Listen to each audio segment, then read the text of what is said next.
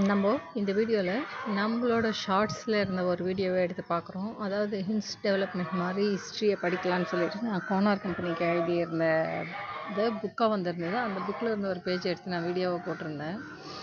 அதை நான் ஃபோட்டோ எடுத்து ஏஐ கிட்ட காட்டும்போது அது நம்ம திங்க் அண்ட் திங்க் மெத்தடில் அந்த விஷயத்த சொல்லுது. அதாவது எப்படி ஒரு சின்ன ஒரு விஷயம் வேர்ட்லேருந்து சென்டென்ஸை க்ரியேட் பண்ணுறோம். சென்டென்ஸ்லேருந்து அந்த லெசனோட கான்செப்டை புரிஞ்சுக்கணும். அதை ரியல் லைஃப் விஷயத்துக்கு கொண்டு வரோம்.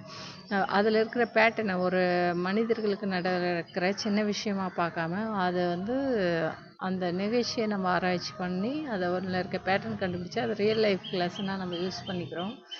இப்போ ஒரு கிங் இறந்து போகிறாரு.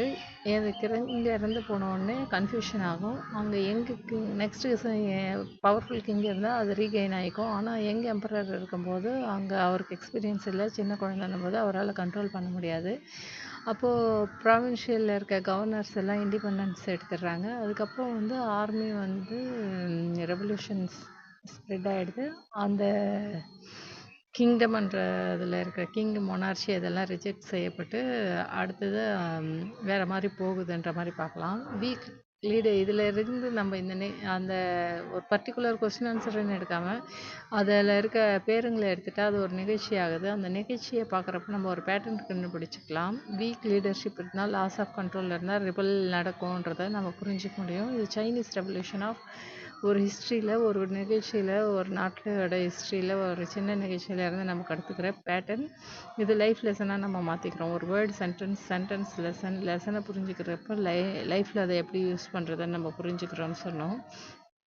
இந்த மாதிரி ஒரு லேர்னிங் கீவேர்ட்ஸ் திங்கிங் ஃபுல் ஆன்சர்ன்றது எவ்வளோ நல்லா இருக்குது.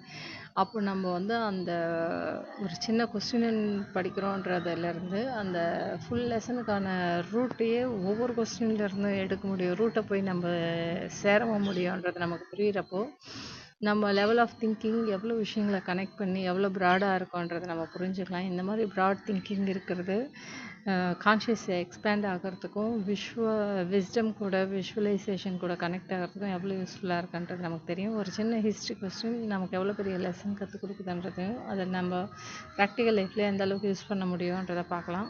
ஏஐ கேட்குது இதே ஸ்டைலில் நான் இந்த ஃபுல் லெசனை சொல்லவான்னு கேட்குது. நம்ம இன்னொரு கொஸ்டின் கொடுத்து கேட்க சொன்னாலும் அது சொல்லுன்றது நம்ம புரிஞ்சிக்க முடியும். அதால் செய்ய முடிகிற எல்லாமே பேட்டர்னை ரெக்கக்னைஸ் பண்ணி ஒர்க் பண்ண தெரிஞ்ச நம்ம பிரெயினோட சிஸ்டம்க்கும் தெரியும்ன்றது நம்ம புரிஞ்சுக்கலாம். இது உங்களுக்கு புரியும் நம்புகிறேன். நன்றி.